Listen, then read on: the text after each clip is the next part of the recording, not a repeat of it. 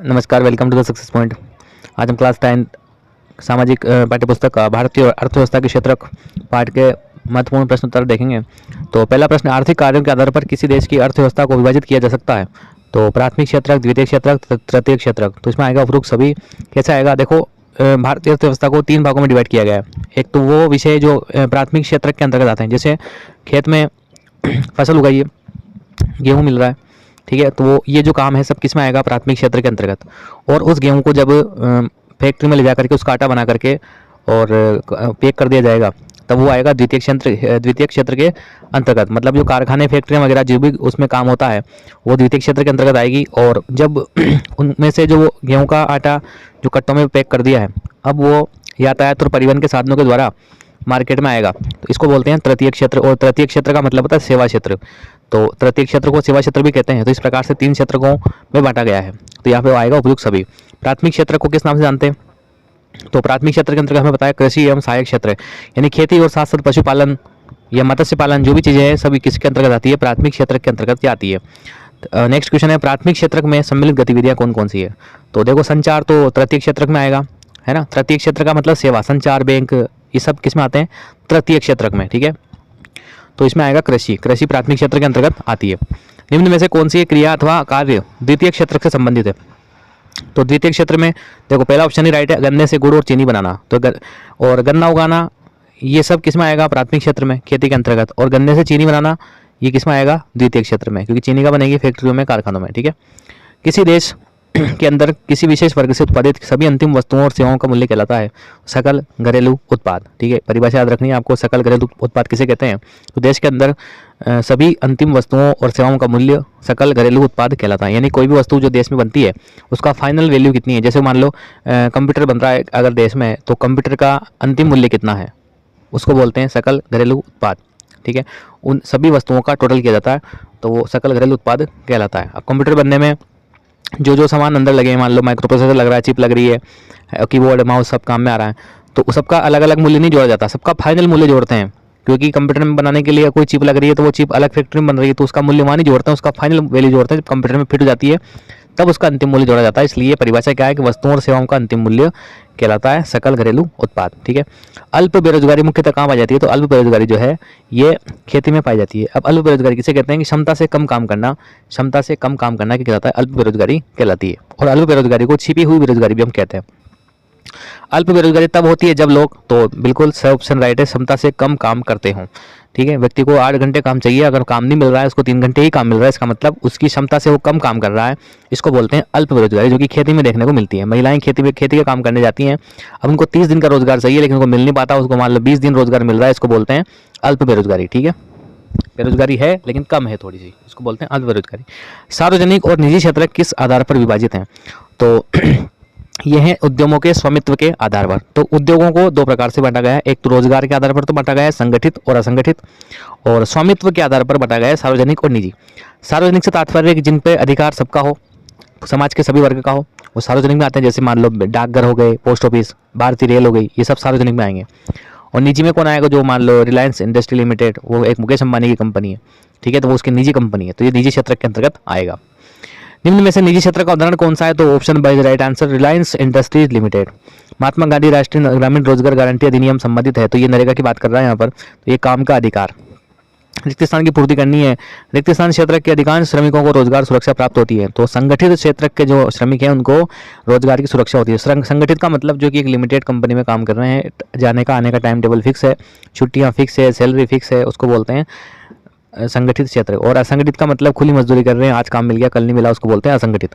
दूसरा, अंतिम वस्तुओं के मूल्य में रिक्त स्थान वस्तुओं का मूल्य पहले से ही शामिल होता है। तो मध्यवर्ती वस्तुओं का मूल्य पहले से ही शामिल होता है। अंतिम का मतलब जैसे मैंने बताया था कंप्यूटर का उदाहरण दे करके, कंप्यूटर कितने का है, मान लो 20,000 रुपये कंप्यूटर है, इसका मतलब कंप्यूटर को बनाने में जो भी सामान लगे हैं मध्यवर्ती, कौन कौन से प्रोसेसर, चिप वगैरह, अंदर वायरिंग वगैरह जो भी चीज़ें लगी है, तो मध्यवर्ती, तो उनका सबका जो है वो रेट उसमें फिक्स होती है, ठीक है। तो मध्यवर्ती वस्तुओं का भी शामिल होता है उसमें मूल्य।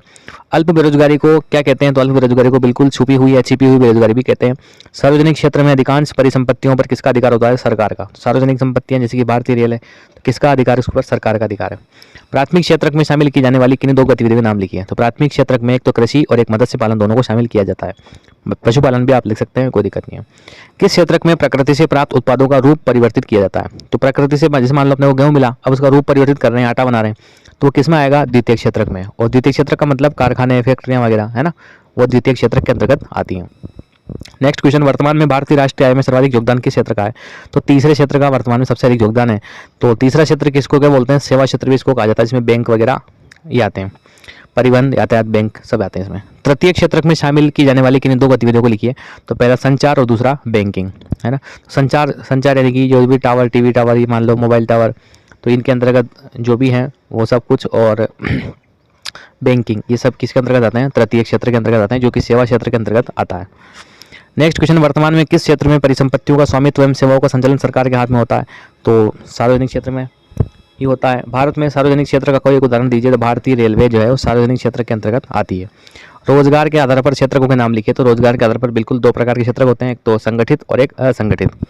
स्वामित्व के आधार पर आर्थिक गतिविधियों को कौन कौन से क्षेत्रों में विभाजित किया गया है। तो दोबारा क्वेश्चन आ रहा है, सार्वजनिक और निजी। ठीक है, उद्योगों को बांटने का तरीका है, एक तो बांट रखा है स्वामित्व के आधार पर सार्वजनिक और निजी, और एक बांट रखा है रोजगार के आधार पर संगठित और असंगठित। पहला प्रश्न, लघुतात्मक का अल्प बेरोजगारी, छुपी हुई बेरोजगारी से आप क्या समझते हैं। तो अल्प बेरोजगारी और छिपी बेरोजगारी हम पढ़ चुके हैं पहले। क्षमता से कम काम, है ना, व्यक्ति काम करना चाहता है पर उसको काम मिल नहीं रहा है। तो ऐसी आर्थिक गतिविधि जिसमें लगे हुए व्यक्ति कुछ काम जरूर करते हैं परंतु किसी को भी पूर्ण रोजगार प्राप्त नहीं होता, इसे ही अल्प बेरोजगारी या छुपी बेरोजगारी कहते हैं। यानी कि 30 दिन काम नहीं मिल रहा है, 20 दिन काम मिल रहा है, या पूरा 8 घंटे काम नहीं मिल रहा है, कम टाइम काम मिल रहा है, इसको बोलते हैं अल्प बेरोजगारी या छिपी हुई बेरोजगारी। भारत में बेरोजगारी को दूर करने के कोई दो सुझाव दीजिए। तो भारत में आधारभूत संरचना जैसे कि परिवहन, संचार, बैंकिंग आदि का विकास किया जाना चाहिए ताकि कृषि एवं उद्योगों का विकास हो सके। प्राथमिक अथवा कृषि क्षेत्र में रोजगार के नए अवसर खोजे जाने चाहिए ताकि अल्प बेरोजगारी दूर हो सके। इसके साथ ही आप एक पॉइंट ये भी लिख सकते हैं कि जनसंख्या नियंत्रण भी करना चाहिए।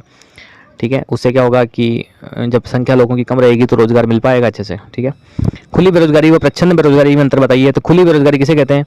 तो खुली बेरोजगारी का अर्थ उस स्थिति से है जिसमें व्यक्ति प्रचलित मजदूरी और कुछ काम तो कर रहा है पर उसे पूर्ण रोजगार प्राप्त नहीं, यानी कि महीने में पूरा दिन काम नहीं मिल रहा, उसको बोलते हैं खुली बेरोजगारी। ठीक है, और प्रच्छन्न बेरोजगारी में क्या अंतर, जबकि प्रच्छन्न बेरोजगारी में लोगों को उनकी योग्यता के अनुसार काम नहीं मिल पाता।